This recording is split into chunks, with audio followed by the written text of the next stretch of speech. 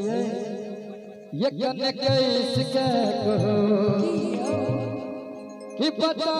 दियो मैं सबके बेकार डरै छी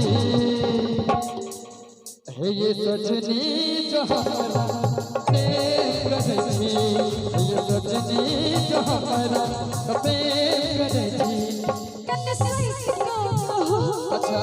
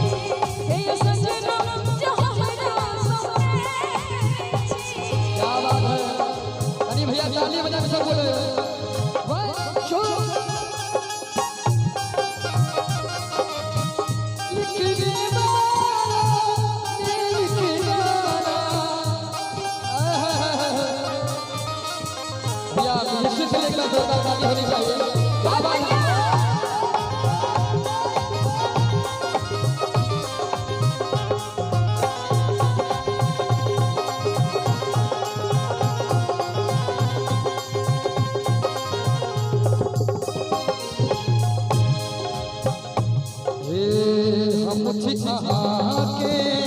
प्रेम दीवाना जैली रहती सारा जमाना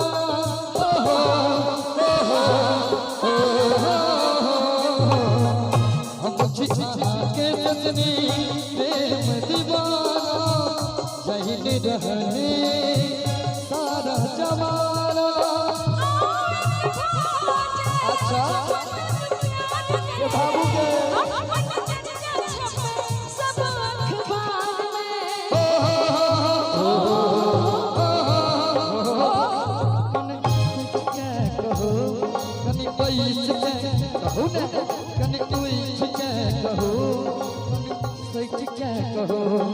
बता दियो ने सबके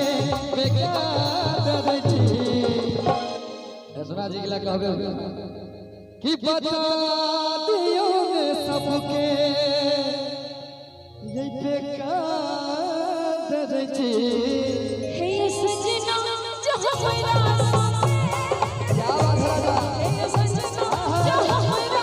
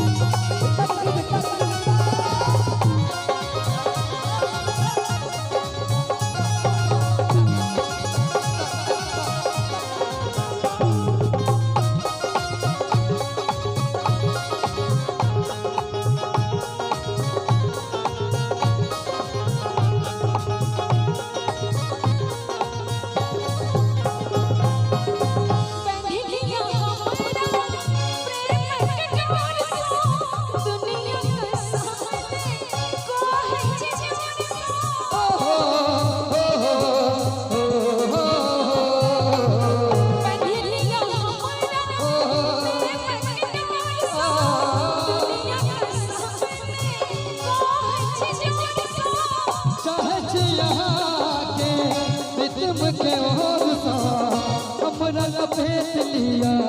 और हनी के तोरना